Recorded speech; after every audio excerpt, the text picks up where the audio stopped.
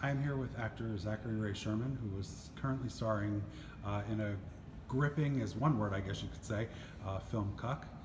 Before we talk about that though, let's talk a little bit about when you decided you wanted to be an actor. Sure. What steps did you take in that journey? I kind of discovered it when I was 13. I was asked by my sister to go along to an acting class. She didn't want to go by herself. And so I went down, I was in Portland, Oregon, and I attended this class, and I was still pretty damn shy, but it was like, this is possible, you can do this. So that really opened my eyes. A year later, I was cast in this movie of the week that was filming in Portland, playing Kirsten Dunst's little brother in a Lifetime movie called 15 and Pregnant. That sounds just like a Lifetime movie right off the bat. Lifetime or Hallmark? No, Lifetime is the pregnant ones. Hallmark's the Christmas ones. Right. So on that set, I was 14 years old, and I was just amazed by the mechanics of making a movie. Everything that went into it, the acting itself, all of it was like Magic Town. Yeah. And I think from then forward, I've never doubted that that's what I wanted to do. Then about 7 months after that, right before I started high school, I went to a high school production at the school I was going to go to, and there was a production of Cyrano de Bergerac, and the guy who was playing Cyrano was a senior at the school. His name's Dennis Butkus. He's actually here in New York I think he's worked on Broadway, but I think he's more of an underground kind of gritty guy, and he just knocked my socks off with this performance. And I mean, it was high school theater, so it's kind of silly, but it's also that same thing where you just go, oh my God, this is possible. You know, and it clicks. Yeah, and you see it done so beautifully. I was just blown away. So those three things, within a 2-year range really cemented me. From there, in high school, I took drama all 4 years. My teacher, I think, realized, he was a great guy, he taught for 20 years, Ernie Casciato, he's a sweetheart. He also saw that I was so fascinated with film.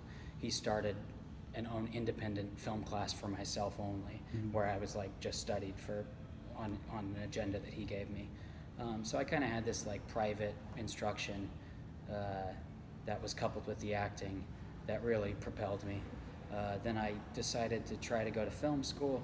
I got accepted after a lot of struggle. I wasn't accepted originally, and my mom helped go to the batting cages to get me into Chapman Film School in Orange.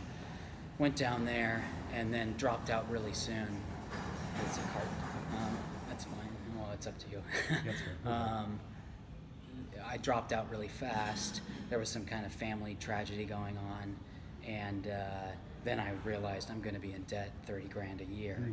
4 years, I don't have the money for this. I decided I was going to go back to Portland and act my way into the industry or business, and that kind of became my plan. I went back to Portland and started doing theater, underground film stuff, all of those just little ways that you can do your own, explore the acting community. And from there, I eventually got an agent in LA, still was in Portland. I would send videotapes down to LA. I was cast in a Western, and that took me to New Mexico where I shot. After making that movie, I moved to LA, and that was 14 years ago. Yeah. Was there any, not trepidation, but were you nervous when you made that move from Oregon to LA, or were you okay because you were kind of close? The nice comfort blanket was my sister was already in LA. She went down there to be a dancer, professional dancer, to learn the different, she was at a scholarship. She danced all throughout her childhood. So I could bunk up with Sarah and have that familiarity. I wasn't just thrown to the sharks. So the fear kind of went down.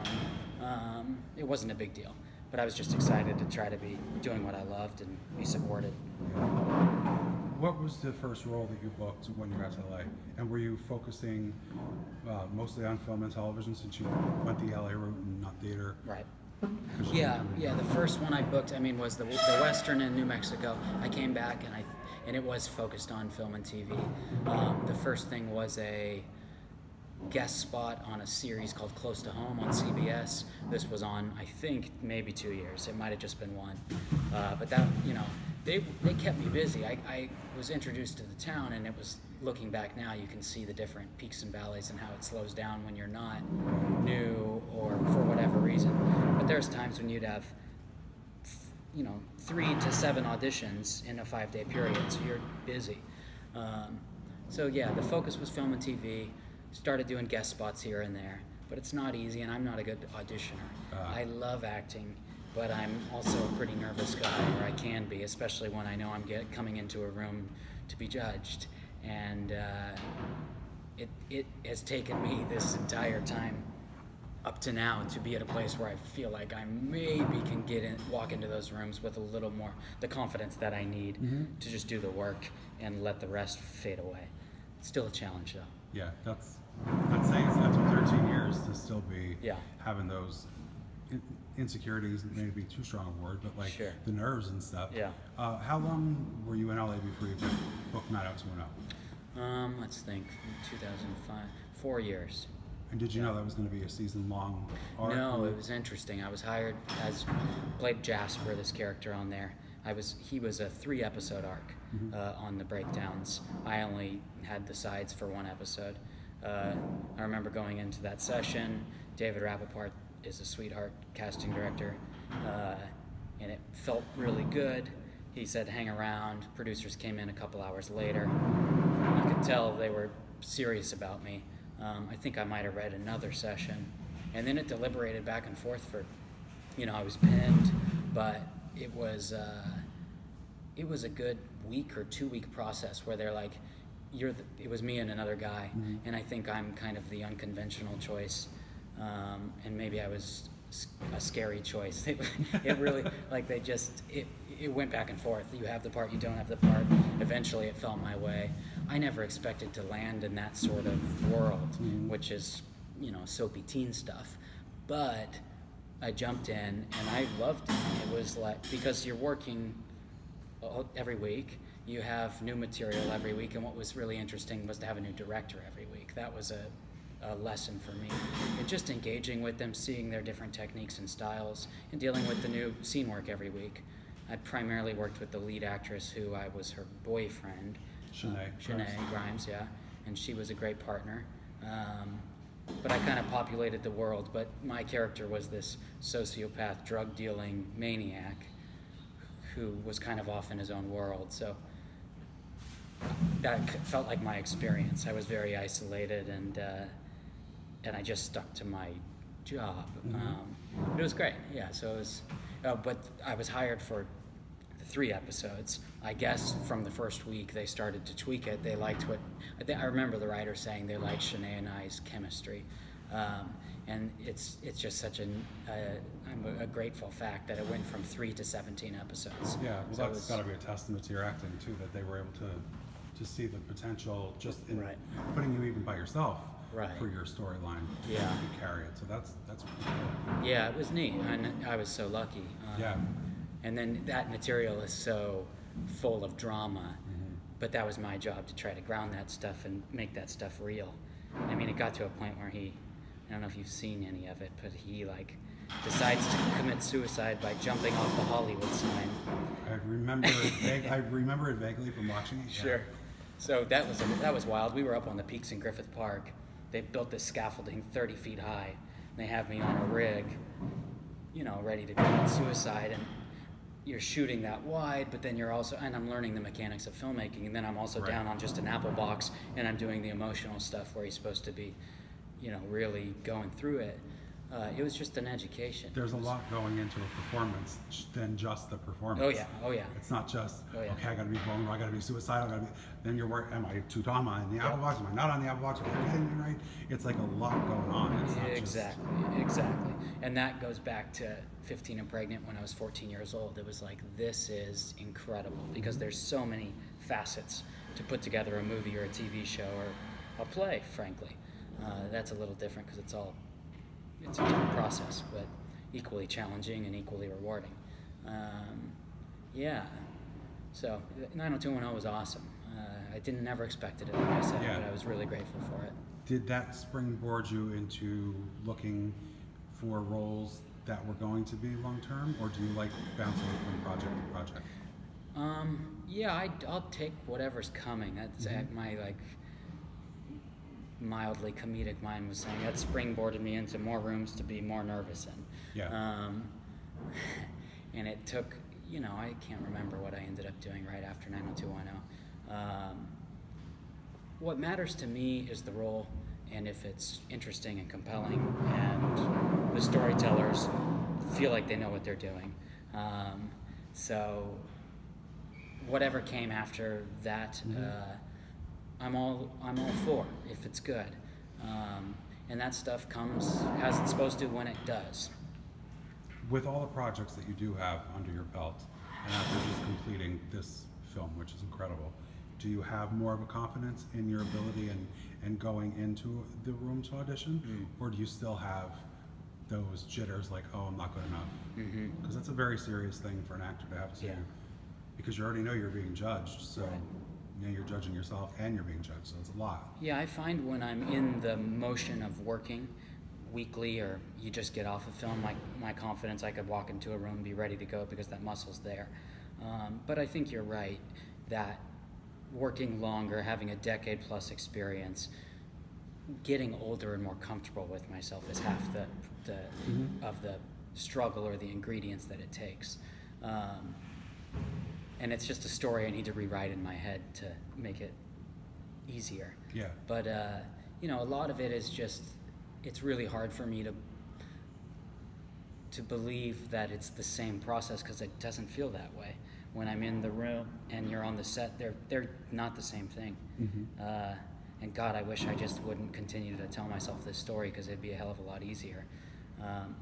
With all this negativity, it's like I'm happy to jump into a room when the material's great and just dig in and do the work. And you know, what's meant to happen happens. So. Did you feel that right off the bat with Cuck?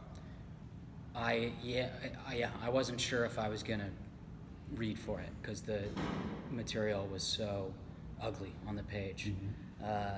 But I kind of meditated on it for a week and a half, and then Ronnie just kind of like, the idea of how I was gonna do it just kind of washed over me. And I remember saying, like, to somebody I was living with, I said, I'm gonna go put this on tape. And I mean, I was pretty confident. I said, I'm gonna put this on tape and I'm gonna book this part. I just like knew the part. I just knew what I was gonna do. And that was fun, because he's such a, I mean, you just saw it, he's such a tragic guy who's in a lot of pain. Oh God, yeah. And he's got all these elements that are making him that way. And then ends up still being a victim at the end. Right. So this idea, but it's like, you know actors, it's the drama came to me, the answers came to me, and it's like, oh, this is something I can really chew on.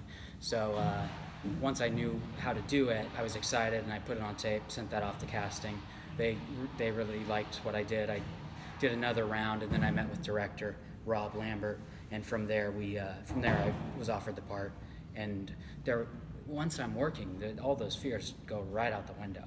How long ago did you film the project? We shot that, I think about a little less than a year and a half ago. Now, did you gain weight for the part? Yeah, I put on 45 pounds. Yeah, you could tell. Yeah. And did that put an extra, well, I guess it's easier to gain it than it is to have to go back and lose it. Right. But then you're putting all that extra stress on your body to like, oh God, I gotta gain weight. It's like the reverse of what people think of, you know, kind of a Christian Bale type as the thing you did. You really went full into it. Yeah. I mean, they could have padded you if needed. Yeah, it's something I think I had on my checklist of what I wanted to do. As being a young actor and admiring those performances, there's nothing like it to commit that way, and it informs everything. Somebody from my hometown was just interviewing me for Cuck, and they cited Joaquin Phoenix talking about the Joker and how his weight loss gave him this power, he says. I didn't hear the interview. It sounded kind of strange the way they framed it. But what I can say is it changes everything. From the way I get out of bed in the morning to getting into my car, to the way I feel, to the way people are looking at me when I'm walking down the street or when I go to work, whatever. It's all different. And that is so valuable as an actor, and especially as Ronnie, who's this Yeah, I would assume isolated it- guy. Yeah, probably put you in that headspace. Yeah, I had the begin idea. with. We knew from the beginning that we needed to transform a bit, but I knew that putting on as much as I could was going to just only help and just be a ride I had to just get in on. Besides gaining of the weight, did you say method insofar as being in character the whole time? Because I mean, not an easy person to play. Right. I mean, it's very like you're in pain when you're watching. Like you could just tell how connected you were to the role, and like it was just physically uncomfortable to watch in terms of like Sure. stress level. Yeah. I was just telling somebody I'm hanging out with that I was listening to Rob Lambert talk about the process, and he said they were talking about me as method, and I don't know that I fully subscribe to that term. I have a very specific way of doing the work, but I like to see it as more of a mystery than one simple thing. But Rob was saying, yeah, we didn't have trailers or anything. It was a small film, and Zach would do his takes, and then he'd just kind of go over in the corner and put a sweatshirt over his head and just sit there. And we were on the subway, and I saw somebody with a sweatshirt over their head, and it just reminded me. And I was like, oh yeah, I was doing that. For that character, I kind of think you have to. Like he's supposed to be isolated, and Right. it's like everywhere he turns, he thinks he's going to get somebody Right. who's going to give him a little bit of hope, and he gets screwed at every turn. Right. And he's doesn't have the best home life with his mother, who's Right. got her own issues, and Right. if I'm understanding correctly, the father commits suicide while he's holding him as a baby. I think that's a fair interpretation. Yeah. I figured that. Yeah. So when you went into the project and read the entire script, did you piece it out by certain acts, almost like a play, or did you go in whole, like, okay, this is this guy from beginning to end, now I have to embody it the entire time? I think it's the latter. What I'm interested in is reflecting life, however heady that sounds. And you and me, when we said hi 15 minutes ago to now, it's a different energy. And I guess I could arc that out, but that always feels, there's elements of that in my process. But I want to resist artificial methods. And the moment, our lives are always changing. And so I just like buy into this like freedom Cassavetes thing that's, the truth is here, let's explore that, Was there any hesitation on your part because of the subject matter and because of the way the world is right now? I mean, this is a very, it could not be a more topical film. Yeah, there was definitely hesitation because the text, he's not pretty in the movie. It's very hateful, tragic stuff. And I read the script going, how is this going to work? I didn't think it could work. But then I went, oh. It works because of you. Well, thank you. And that was kind of my like challenge. I thought, boy, if I could make Ronnie watchable, then that could be interesting. So, I'm a filmmaker too. I've directed a couple movies, so I look at it from that way as well. That's kind of my arcing stuff, but I try to abandon that. But yeah, it's like I hesitated because of the hateful speech. We don't hold back, and you kind of got to question: is that responsible in 2019 to be reflecting? But to me, it's reflecting these truths. There are these guys who are out here throwing the N-word around left and right. That's why I decided it was okay. This stuff has got to be up front and center if we're going to be able to not act like it's not happening. Right. And with Trump here, we can't deny that it's not happening. It's inflamed because of him. Absolutely. So that was half of my motivation to pursue it. But also, to be fair to that, it's so complicated because it's like, oh, I'm going to represent hate, and but then find the humanity in somebody who decides to act that way. And then you also had to decide, well, I need to show, I don't know if vulnerability is the right word, but there were things that you could tell you were uncomfortable, or the character is uncomfortable when he's bathing his mom. Right. when he's like getting involved in this weird sex tape thing. Right. And you almost feel bad for him because he was a victim as much as he was the perpetrator. Right. In a manner of speaking. But he was also a jerk. Like he's just but I feel like he was kind of influenced by a jerk. I feel like he was a product of what he was seeing maybe on television or on the internet. Right. And from Ronnie's side, you know, you're hitting on it, is he's only feeling his injustices and then he's reacting. But a lot of it is, oh, poor me, look at the shit I'm going through. As we all do. We all see life through our eyes, and that's it. And so, yeah, it's a classic, cliched for a reason actor stance that you can't judge your character. And it's so true with this guy. But he hasn't been dealt good cards. No. And he's had to deal with that. And could he have done some other turns? Probably. It also kind of shows how much social media in a way can affect somebody. I mean, social media wasn't a huge part of him, but being on YouTube and getting hyped up on these comments and then finding this leader to be inspired by it, and then have that not quite work out the way you wanted to. I don't want to spoil the movie, but it obviously doesn't work out at the end, and that's a huge impetus to lead to the ending of the film. And it's so, even that is tragic, even though you want to feel sorry for him, but then it's like, oh, he's not a good person. Right. It's a very, very slippery slope. Yeah, it's what gives him encouragement. It's what gives him it builds him up. You know, he's this blank slate somewhat in the beginning, and then he slowly starts getting these followers and this attention and this praise, and he becomes this other dude.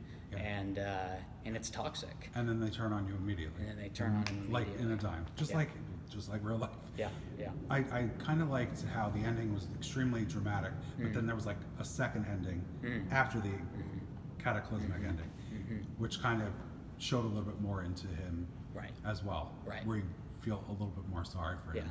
Yeah. When do you feel like you had a grasp on the character as a whole? Before you started filming, or were you finding stuff as you went along? It is a process, but I found him before we got to set.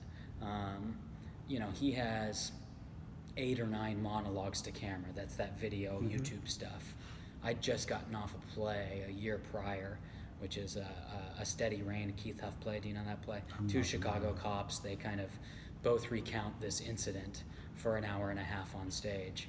And there's 8-page monologues in that play. There's just 2 guys. They don't stop talking. They don't leave the stage. So after tackling something like that, it was like, give me more monologues.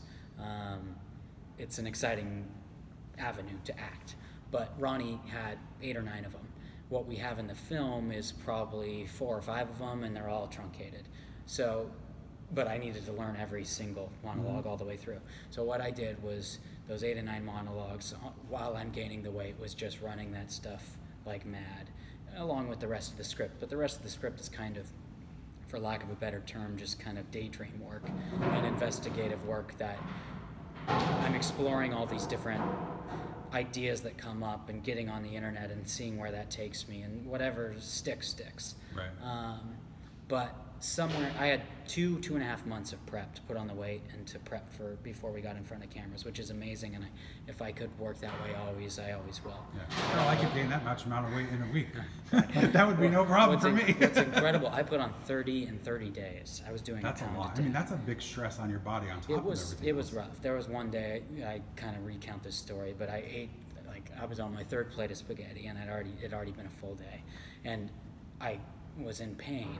I was sitting in bed eating, watching TV. I got out of bed and like stood in the shower because I didn't know what to do. It was like, it hurt. I was like, am I going to need to go to a doctor? Right. Luckily it passed, and for me, like, the water was soothing me. But so the role came to me in that 2-month prep. I'd like to think it was a month and a half in.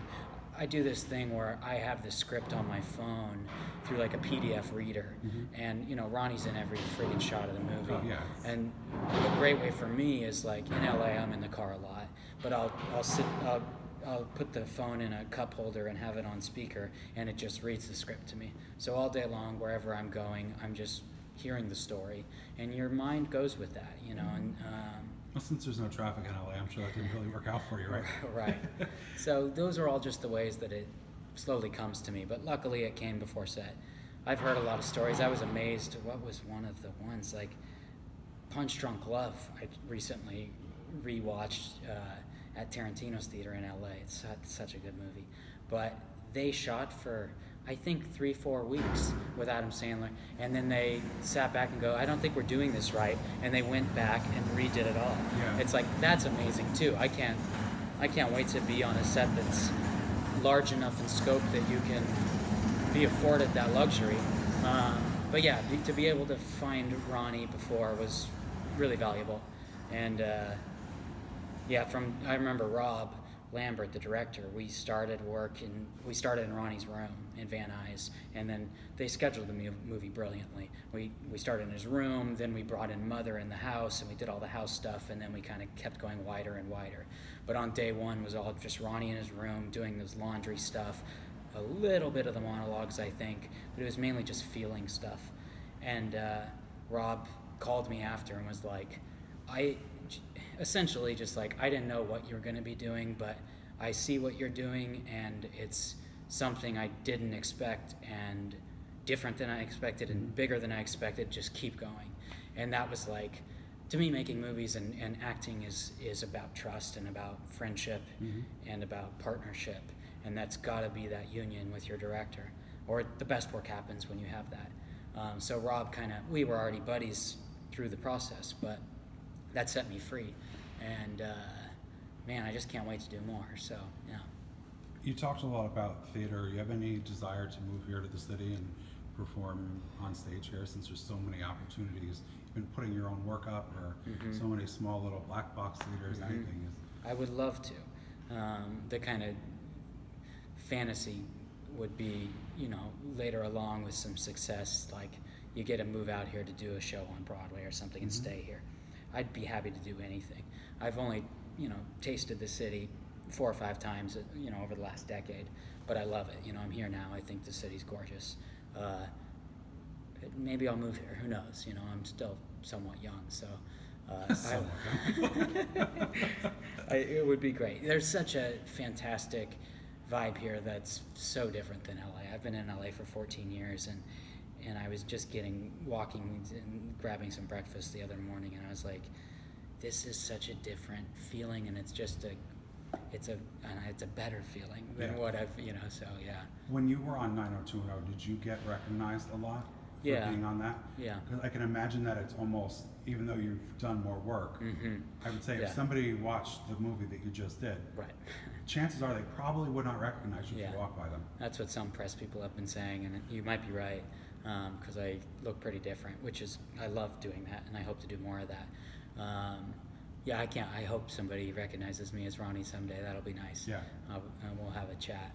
But yeah, the 90210 has been people recognize me as that, and it depends how I'm looking and if I'm shaved or not. Right. But that was 9 or 10 years ago now. Right. They brought me back later in the season. I came back for a little bit, so it was more recent as well. But it blows my mind that people still watch that show and still point me out at the grocery store or something. Yeah. That's the thing with Netflix and all those other channels. You'll always be relevant because your shows are always airing. I'm with an actor friend right now staying here, and somebody came up in the subway and recognized them from work that was done 8 years ago. And I said, that's amazing.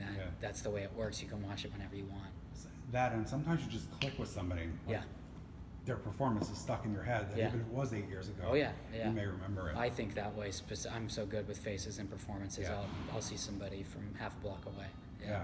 What are you looking to do next? Are you going to try and do some theater in LA? I know it's not the most ideal location to do theater. Are you still going to, I don't know exactly. I'd love to do theater in LA or anywhere.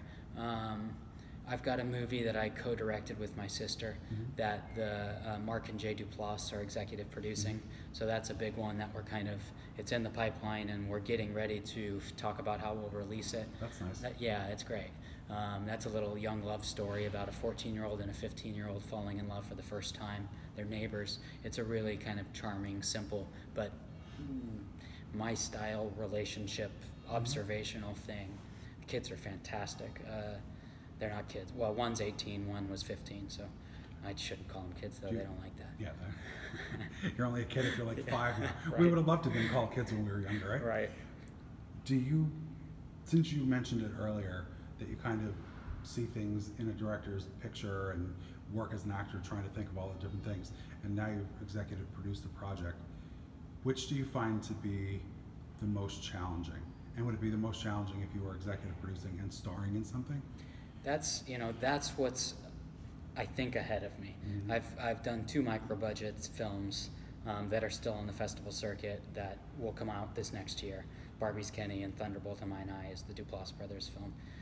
This third one I'm starting writing now, and I just need to sit down and write it. And I think I'm going to go out to the desert and sit there and just pen it. But with doing that, I think I'm going to act in it and direct it, which is crazy to do a micro budget, but people do it. But I've got a good team, and I'm excited to do it. I think that'll be super hard, but I think with the prep, I'm so filmmaking obsessed. It's just about planning, and it's just about figuring it out. And then you get there and you do the fun acting work. Right. So I'm really thrilled about this idea, but it's a bigger movie, but I still want to keep it small. So it's going to be a big, complicated thing, but that excites me. In terms of directing, acting, writing, what's harder, they're all equally challenging. It's just different muscles and different hats, but they all take. I hope I put everything I have into each of them. Yeah. Because otherwise, it's not worth doing, I guess. And I kind of love them all equally. Yet I might like. It's so weird. It's like I want to say I might like acting more, but then I think about directing, and when I direct, that's a real friggin' joy. Like I was amazed how joyful I was when I directed my first film. I didn't expect that. So maybe that one's easier. I don't know. I think acting is actually probably the hardest, just because it's like kind of what you said when you watch Cuck. It's just there's an investment there that is like, I don't know. It's taxing, or it can be taxing. Absolutely. Yeah. Well, for anybody who hasn't seen the film, I highly recommend it. It's not a comfortable movie to watch. You're not going to wake up, or you're not going to get up feeling like, oh God, I feel so great. Let's skip down the road. But your performance is phenomenal. Thanks The story so much. is sadly relevant, and you should be very proud of what you did. Well, I appreciate And that. I hope it gets so much attention. Oh, thanks so much. I appreciate you spreading the word. Yeah, and people will check out Cuck. Definitely It'll be check great. it out. Yeah. Thank you so much Thank for your you. time. Thank you. And for enduring the subway we Yeah. were sitting in.